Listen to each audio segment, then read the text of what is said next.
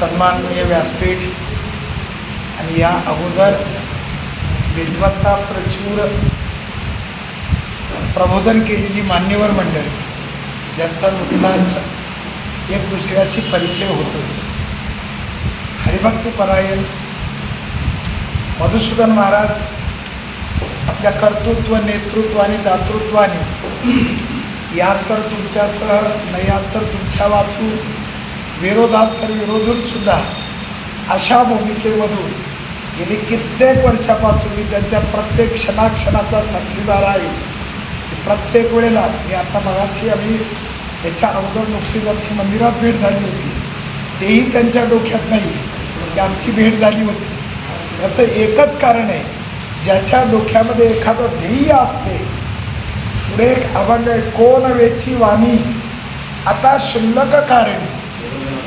या सगळ्या शहाण्या लोकांना हे डोंगर म्हणजे शुल्लक आहेत असं वाटतंय, पण या डोंगरावरून जे तपश्चर्या करून तुकोबारायांनी जे आम्हाला जीवन जगण्याचं, सुंदर जीवन जगण्याचं सूत्र आणि शास्त्र दिले, ते सूत्र आणि शास्त्र जेव्हा विस्कटित होते, मी जेव्हा 83ला आळंदीला आलो तेव्हा याच इंद्रायणीमध्ये उडी मारत असताना स्वच्छंद आनंद घेतो, या पाण्याचा घेत होतो. आता या पाण्याकडे पाहिल्यानंतर ते गटाराचं पाणी वाटते. ती इंद्रायणी आहे का नाही हे दुसऱ्याला सांगावं लागतंय, दुसरे आम्हाला विचारतात.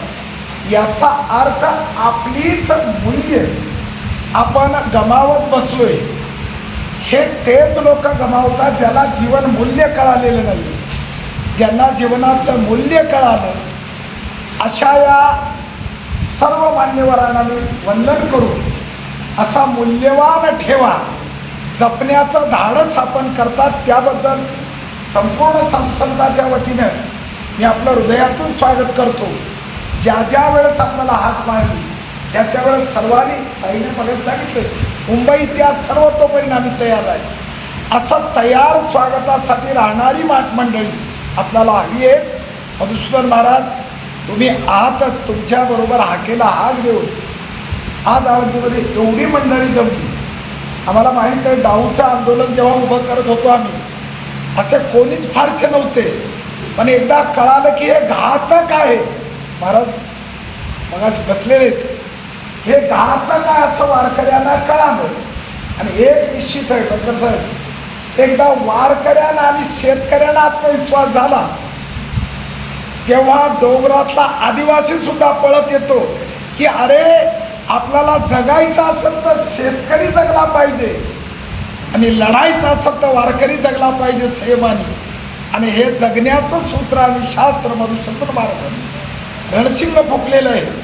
त्याला आपण सर्वांनी तनमन धनाने सहकार्य करा. मी त्याच्यामध्ये पूर्वीही होतो, आताही आहे आणि पुढेही राहणार आहे. आपण सर्व ज्या ज्या वेळेस मधुसूदन महाराजांचा आवाज ते आपल्या सर्वांपर्यंत पोहोचणार नाही, पण ज्या ज्या वेळेस ते आवाज देतील त्या आवाजाला आपण प्रतिसाद देऊ. निश्चितच सरकारला आपण मायबाप म्हणत असतो, कित्येक वेळेला अज्ञानी मायबापाला सुद्धा सज्ञानी मुलांनी जाणीव करून द्यायची असते की बाबा तुमचं चुकते, आई तुमचं चुकते, ही वाटचाल तुमची चुकीची आहे, कारण याच्यानंतर सगळेच मरणार आहे. असं जेव्हा आपणच आपल्या मायबापाला सांगतो, खरं पाहिलं तर सूत्र शास्त्राचं आपल्याला बऱ्याच वेळा माहीतच नाही.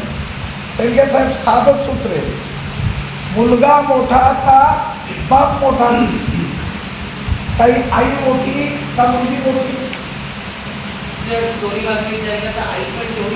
एकाच अंगाने विचार एक दोन सूत्र 101% चुकीचं. शास्त्र सांगते आई जर मोठी आहे तर आईला जन्माला कोण घातलं?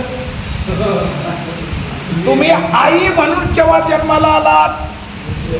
जेव्हा मुलगी जन्माला आली तेव्हा घ्या पेढे म्हणतात, तेव्हा पुढचा विचारतो कशासाठी पेढे?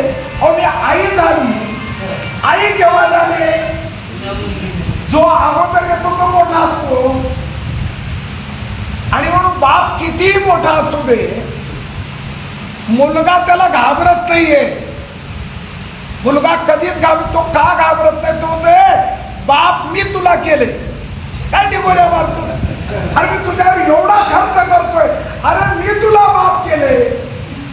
जगण्याचं शास्त्र आणि सूत्र मी दिले.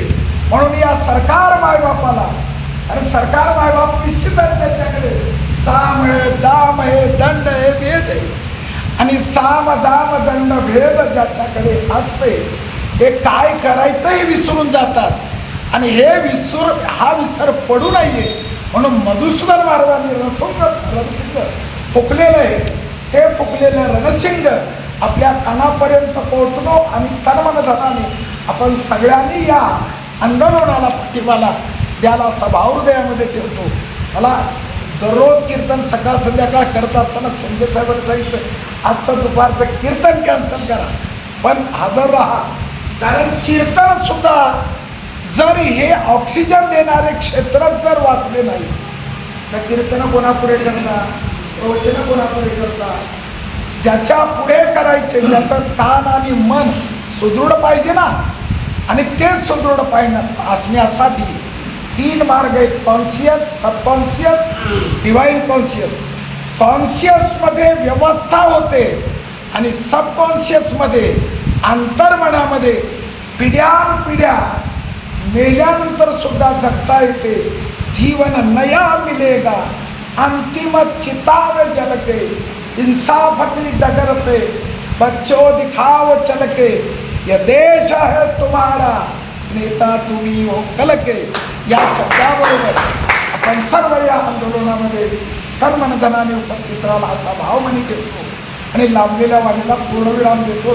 शुभम भवतो कल्याण.